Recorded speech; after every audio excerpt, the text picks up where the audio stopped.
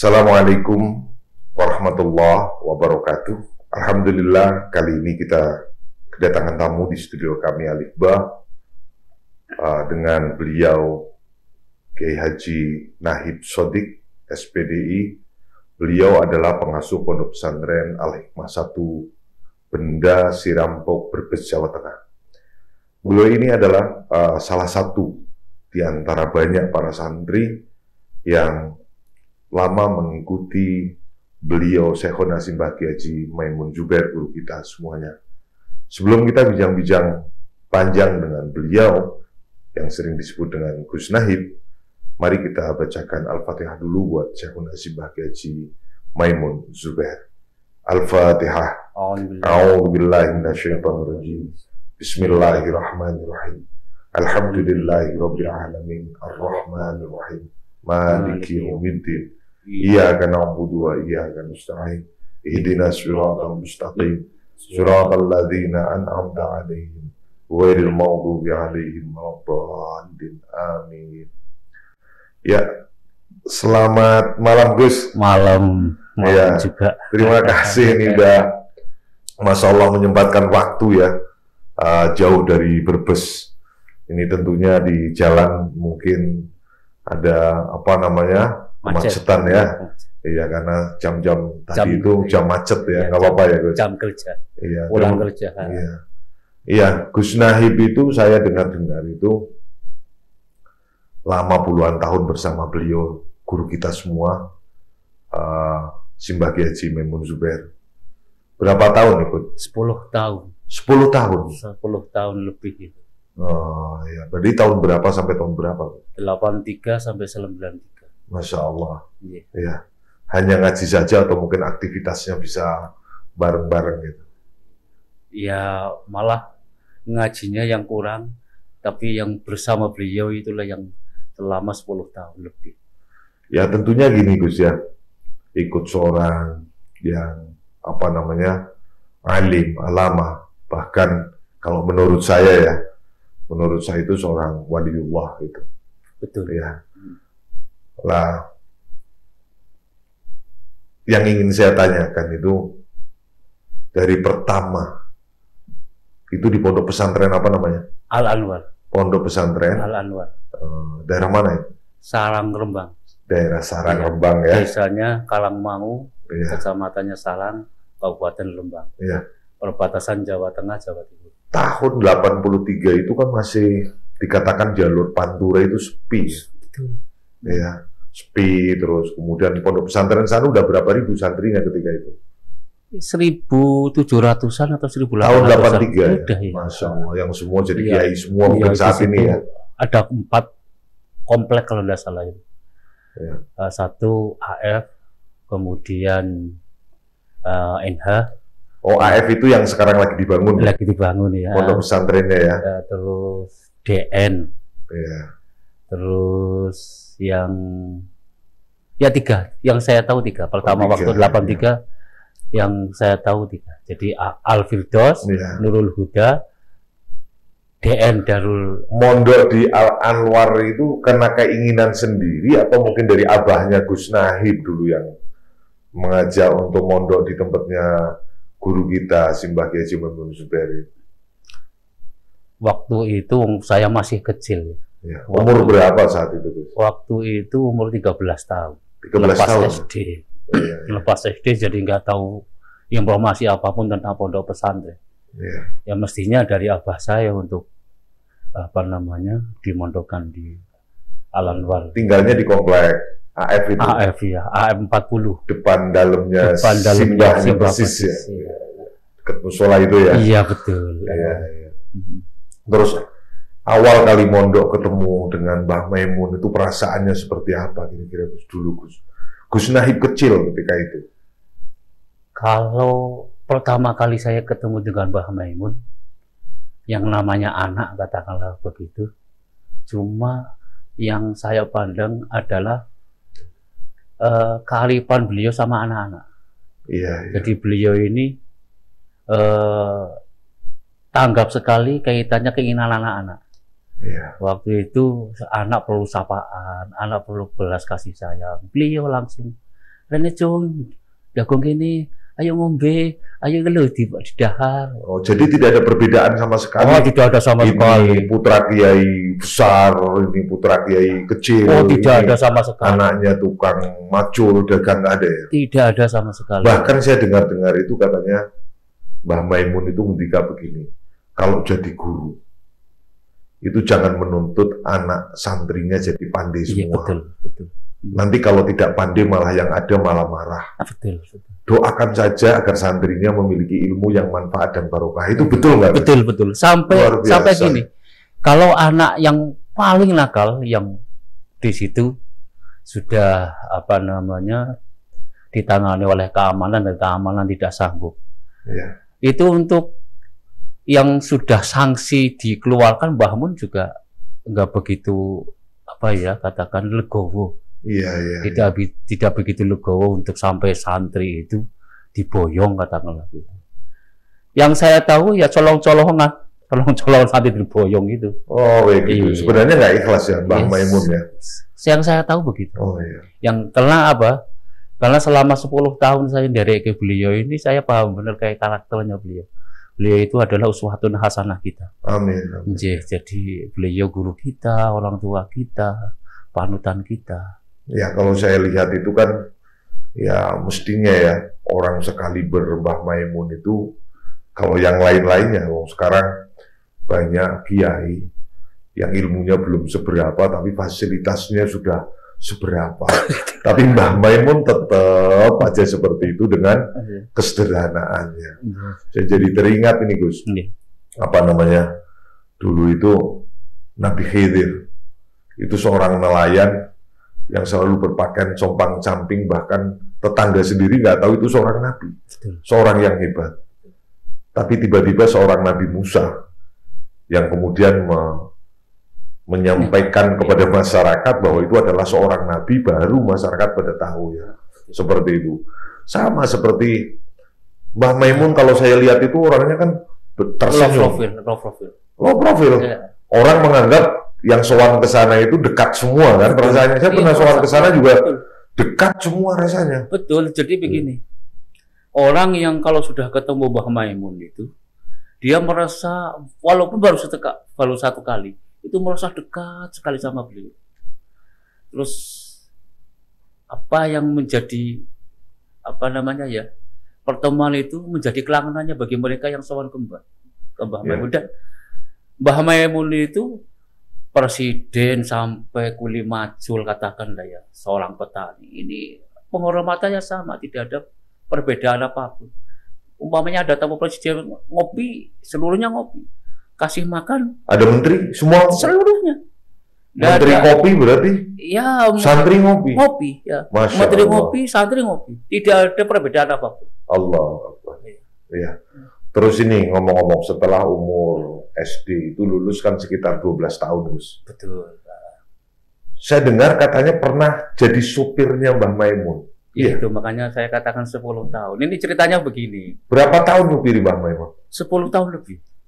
10 tahun. Lebih, apalagi setelah saya boyong pun. Iya. Karena tidak ada yang pengalaman Jakarta, kalau ke Jakarta saya masih nyupiri. Atau beliau naik pesawat, saya jemput di di bandara. Ya. Gini Gus, nyupiri saya. Misalnya loh Gus. Dengan nyupiri Mbah Maimun itu kan berbeda. Betul. Kalau nyupiri saya paling-paling kan dengernya ngoroknya saya. Betul. Ya enggak? Tapi kalau nyupiri Mbah Maimun pasti ada keistimewaan. Bisa nggak diceritakan, mungkin barangkali pernah menemukan sebuah keistimewaan ketika sedang nyupir atau apa? Mungkin apa pengalaman-pengalaman Gus Naib semenjak mengikuti Mbah Maimun itu? Jadi begini, pertama kali saya ke Salang itu diantar Abah. Iya. Pada waktu itu walaupun saya masih SD, baru tamat, akan tetapi saya sudah benar nyupir. Nah pada waktu itu kalau tidak salah SD sudah pinter nyupir. Saya sudah pinter nyupir. Iya. Itu sudah SD itu, yang mau masuk ke SMP sudah ke Tegal, sudah gantiin Abah ke Jakarta. Masya Allah. Ya sini pakai ganjel bat, walaupun itu jok sudah dimajukan. Iya. bantal ya masih tetap di belakang. Nah, pada waktu itu Abah itu nganter saya ke Salah. Nah, dari Rembang kalau enggak, dari Semarang kalau enggak salah. Ganti. Nah, akhirnya saya nyupirin Abah itu sampai ke Salah. Lah pada waktu itu pas saya datang, Mbah Maimun keluar dari dalam musola, Oh, habis sholat duhur, iya. habis ngimami sholat duhur. Nah itu keistimewaannya apa nyupiri Mbah Maimun? Mungkin pernah menemukan keistimewaan pengalaman. Coba diantaranya apa, Gus? Melipat waktu. Maksudnya gimana? Jadi saya pernah dari Banyuwangi sampai Semarang itu, dari Banyuwangi jam 1 subuh itu sudah ada di Purwodadi. Masya Allah. Nah itu belum tol kan? Belum ada tol. Belum ada tol. Jalan masih sempit dan rusak. Jalan masih sempit, tapi bagus. Waktu itu sudah bagus. Jadi ya bagusnya jalan tahun 84 belum ada hotmix ya. Tidak ada hotmix. Nah, itu pakai Hilux. Toyota Hilux yang tahun 77 kalau tidak salah. Itu sebetulnya ini para alumnus yang ada di Banyuwangi, di Genteng, dan para santri itu sudah nggak tega untuk Mbah Mun itu kondur jam 1 itu. Karena apa? 1 dini hari. 1 malam ya, habis pengajian. Iya. Jadi sampai Banyuwangi sampai Purwodadi berapa jam? Ya berarti nggak ada 3 jam. Masya Allah. Ya, karena subuh sih.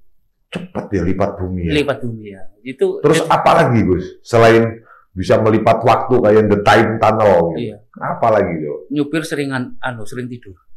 Yang tidur Mbah Maimun? Sayanya yang tidur. Supirnya yang tidur. Nyampe? Nggak nabrak? Enggak. Masya Allah. Nah itu kalau Syekhona kalau gini, jadi menegur nggak itu ketika tidur? Ya saya kira ya diem aja. Masya jadi Allah. kalau ini yang masih ingat saya pada waktu tidur itu kalau sudah dari pati ini sudah tidak bisa, sehingga pada waktu itu nyampe di Kaleori. Lah itu biasa. Kalau sampai ke Kaleori itu terus ada tikungan yang ke kanan sebelum pom bensin itu. Tahu-tahu mobilnya gerak, saya bangun. Kayak gitu ya.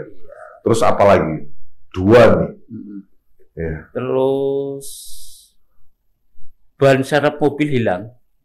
Iya. Itu pada waktu habis pengajian di Kendal ini. Iya. Terus nginep di rumahnya Kiai Maskur Kendal. Iya. Lah rumahnya Kiai Maskur itu mobil tidak bisa masuk karena ada sungai. Iya. Akhirnya mobil ditaruh di pinggir jalan di depan toko material kayu. Nah pada waktu itu ban serepnya dicolong. Iya, ban serepnya dicolong. Terus kontur itu kan jam 8-an lah ke Lembang, ke Salang. Terus di tengah perjalanan, apa cung? Hilang ya banmu? Mungkin saya belum matur bahwa ban serepnya hilang. Masya Allah. Ya sudah, ya wis, itu aja. Terus kemudian lanjut Kendal, lanjut Kaliwungu, lanjut ke Semarang. Lah, yang aneh itu biasanya saya itu kalau balik ke Rembang itu lewat Poncol. Iya. Akan tetapi disuruh lurus ke Jalan Pemuda.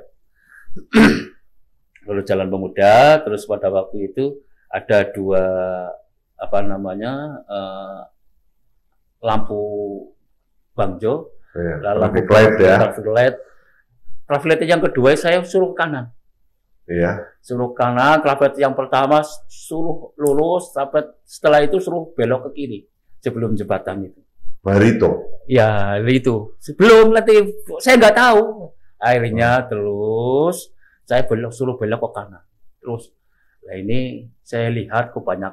Pertama itu ya sepeda bosok, sepeda rusak, terus suruh jalan terus. Nah sebelum Pasar Barito lah ya itu. Iya, Pasar Barito. Itu kira-kira 50 meter. Saya justru berhenti sebelum batas itu. Iya. Saya disuruh berhenti, terus kemudian, ono cung golek ban ngono lho. Iku ban kayongnya, iku dipasang akeh itu. Iya. Akhirnya saya ke situ.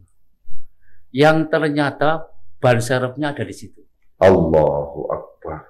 Ban serep dicuri di Pekalongan, Di Kendal. di Kendal, Iya, ketemunya di Barito. Allahu Akbar. Di Barito. Itu enggak berhenti ya pas di depannya yang ada ban. Yang nunjuk, simbah nunjuk itu. Nunjuk, ya. Luar biasa Ya, sekali. ya, terus kemudian saya balik, Iya. enten mbah, bannya ada di situ. Iya. Nah, terus kemudian, ya wes iki duitnya gowo. Wah, Dibayar. iya. Lah, pada waktu itu dia pesennya Sepelek-peleknya sama. sama wong habis itu sebelum kenapa saya katakan itu aku yakin bahwa itu ban serepnya saya. Iya. Catnya sama coklat. Allah. Karena sebelum itu Iya. itu tak cat di rumah di bengkel Usman Iya. di Desa Gandri. Iya. Desa Gandri ya dekatnya Gus Baha di situ. Itu luar biasa ya. Nah, Itu terus aromah ya iya, yang luar terus biasa. kemudian saya dibawain uang 35. Iya. Terus kemudian saya langsung ke penjual ban tersebut. Tidak kurang, tidak lebih uang yang dari situ itu pas 30. ya 35. Padahal parkirnya saya dengan dengan bayar itu sekitar 6 atau 7 meter lah. Iya. Iya, karena di situ ada gerobak, jadi saya parkirnya agak ke depan. Gus, dari peristiwa-peristiwa ini nih Gus. Ya. Peristiwa tadi ada 3 sampel, walaupun itu adalah banyak karomah-karomah yang ditunjukkan oleh Syahid sebagai Jimamun Zubair. Pernah nggak sih terbersit oleh jenengan kemudian minta doanya atau apa agar bisa seperti saya ini, paling nggak kepekaan di dalam hatinya. Mbak Maimun itu kan salah satu figur yang apa sih, orang datang itu merasa gembira dan orang merasa dekat semuanya. Betul. Dan tidak pernah ada sekat kalau yang saya lihat. Semua sama. Dari hulu sampai hilir. Orang yang seperti apapun. Kan pasti ada lelakon tirakat itu. Betul. Tahu nggak doanya apa, Gus? Mungkin pemirsa Alif-Ba TV ini bisa mengamalkan doanya apa. Mungkin di antara doa yang pernah diberikan kepada santrinya. Itu ya. Mungkin banyak santri yang alumni-alumni yang dikasih doa yang di antaranya yang jenengan dikasih itu biar memiliki sebuah karomah, itu doanya gimana? Sebetulnya banyak sekali ya bukan banyak, dari hampir 5 atau 16 doa-doa yang dikasihkan sama beliau ke saya. Jadi pada waktu itu, Cung, we nek ngapalke lalinan ta ora itu. Saya jawab, nggih kadang-kadang kelalenan. Yus, tak kayak saya kasih doa-doa yang pendek-pendek saja ya. Iya. Pada waktu itu beliau matur bahwa ini doa sapu jagat. Gimana Gus? Bacaannya gimana Gus? Jadi seluruhnya ini nanti akan bisa digunakan. Contohnya Ratu Golang-galing. Ora sida dari ratu jadi golang-galing. Ketiban itu putih Gusti Allah, la ilaha illallah Muhammadur Rasulullah. Itu yang pertama. Terus yang nomor 2, ini untuk menghadapi siapapun. Ya. Nah ini saya supir, biasanya waktu itu yang ditanya mesti adalah SIM dan STNK. Saya ingat itu doa itu dulu. Kun fayakun apa? Bukan, saya dulu waktu abah saya gerah operasi di Rumah Sakit Sultan Agung. Operasi prostat. Iya, sama saya dulu ya. Ya, operasi prostat itu saya udah berusaha nyegat dari pulang kondur haji, dari Tonohudan sampai kemudian ke Purwodadi, sampai ke Lasem, sampai ke dalamnya. Saya sempat minta doa. Minta doa itu saya dikasih, di jalan saya terus berdoa. Cuman ada tambahan tadi. Ratu Golanggaling ora sida dadi ratu Golanggaling, itu putih itu geni yo idune Allah Ta'ala. La ilaha illallah Muhammadur Rasulullah ditiupkan 3 kali sama yang luka habis dioperasi. Betul, saya Itu saya bacakan dan alhamdulillah pagi operasi, sore garing, kering. Dan ini sering saya praktekkan di teman-teman yang habis operasi dan sebagainya. Itu kabul, padahal doa seperti itu ya. Iya, itu kan lain itu, ya. Jadi luar biasa. Terus doa tadi apa untuk menghadapi apa itu apa? Iya, seluruhnya ini untuk kaitannya dari sebuah permasalahan. Itu Bismillahirrahmanirrahim. Allahumma sholli ala sayyidina Muhammad kun fayakun renak sodining Allah jinogo dening malaikat papat pinayangan dening para nabi la ilaha illallah Muhammadur Rasulullah. Nah itu dipuasanya orang Gus? Enggak usah puasa. Enggak puasa, dibaca berapa kali? 3 kali tanpa bila nafsin. Tanpa nafas ya? Iya. Dibaca tanpa nafas. Jadi saya sementara ini ya sekalian aja Gus, ini nanti diijazahkan kepada para pemirsa. Tapi gini, sebetulnya gini Alif Ba TV. Saya dulu waktu dikasih itu tidak pernah disuruh untuk mengijazahi sama orang. Tapi kalau mungkin ittiba karena uswatun hasanah, monggo. Iya, monggo ya intinya doa-doa itu ya. Memang gini, ini cerita itu doa itu ceritanya begini.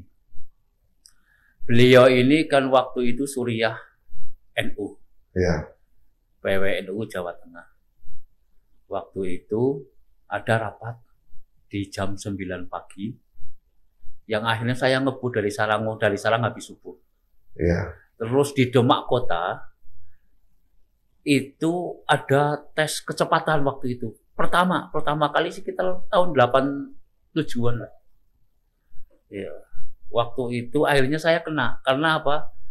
Kecepatan mobil melebihi ya. Akhirnya di stop oleh polisi.